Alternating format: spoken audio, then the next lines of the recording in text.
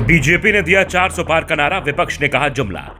India गठबंधन अभी भी मीटिंग में जुटा, तैयारियों में आगे निकली बीजेपी। राम मंदिर निर्माण के बाद बीजेपी तेज करेगी चुनाव प्रचार। लोकसभा चुनाव को लेकर इंडिया और एनडीए दोनों ही तैयारियों में जुटे हुए हैं। फिलहाल तो इन तैयारियों में एनडीए ही आगे निकलता दिखाई दे रहा है। इंडिया गठबंधन के सभी गुणा गणित हाल ही में हुए विधानसभा चुनाव ने बिगाड़ दिया। जहां बीजेपी ने अपनी सरकारों की संख्या 1 से बढ़ाकर 3 कर ली, तो कांग्रेस के हाथ से 2 महत्वपूर्ण राज्य निकल गए। तेलंगाना जरूर उसके हाथ में आ गया, लेकिन हिंदी बेल्ट में उसकी कमजोरी एक बार फिर सामने आ गई। और यह भी सामने आ गया है कि आमने सामने की लड़ाई में बीजेपी का सामना नहीं कर सकती। कांग्रेस और इंडिया गठबंधन अभी तक यह तय नहीं कर पाया है कि बीजेपी के खिलाफ कितनी सीटों पर ज्वाइंट कैंडिडेट उतारा जाएगा। तो दूसरी ओर बीजेपी ने पूरे देश में राम मंदिर के अलग जगाने का अभियान भी तेज कर दिया है। पूरे 2 महीने का प्लान बनाया है, यानी चुनाव के ऐलान के समय राम मंदिर का मुद्दा अपने उफान पर होगा। इस बीच बीजेपी की ओर से चुनाव को लेकर एक नया नारा भी बढ़ा गया है।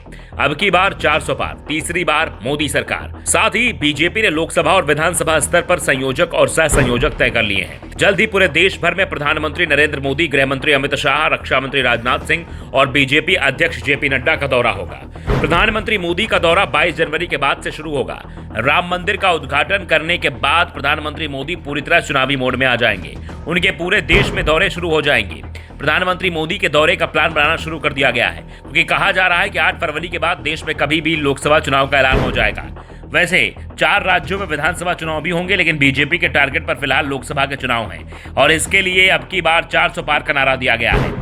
इससे पहले 2014 के लोकसभा चुनाव में बीजेपी ने अच्छे दिन आने वाले नारा दिया है। वहीं पार्टी ने 2019 का आम चुनाव फिर एक बार मोदी सरकार के नारे पर लड़ा था। दोनों ही लोकसभा चुनाव में बीजेपी ने पीएम मोदी के नेतृत्व में जीत हासिल की थी।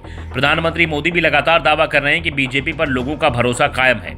ऐसे में उसकी जीत की हैट्रिक होगी, यानी बीजेपी ने इस बार टारगेट 400 सीटों का रखा है। लेकिन ये सवाल भी उठ रहा है, क्या बीजेपी के लिए ये टारगेट हासिल करना आसान होगा, जबकि दक्षिण भारत में बीजेपी की हालत कमजोर बताई जा रही है। यहाँ की 130 सीटों में कर्नाटक की 28 सीटों को छोड़ दें तो बाकी जगह पार्टी की स्थिति बहुत अच्छी नहीं है। बिहार और महाराष्ट्र में भी इस बार हालात 2019 के तुलना में बदलते दिखाई दे रहे हैं। यहाँ यूपी को लेकर जरूर ये कहा जा सकता है कि हाँ, हालात पहले से अच्छे हैं, लेकिन दूसरे राज्यों में बीजेपी की स्थिति उतनी अच्छी नहीं दिखाई दे रही है।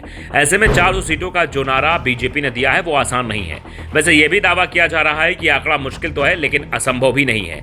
वैसे भी पीएम मोदी के नेतृत्व में बीजेपी कई चौंकाने वाले काम के साथ ही कई असंभव से दिखने वाले लक्ष्यों को भी हासिल करती दिख रही है। दूसरा, बीजेपी का सबसे बड़ा फायदा विपक्षी गठबंधन से भी मिलने की उम्मीद दिखाई दे रही है। दरअसल दावा किया जा रहा है कि इंडिया गठबंधन तैयार तो हो गया है, लेकिन सीटों का बंटवारा इनमें होना आसान नहीं दिख रहा है।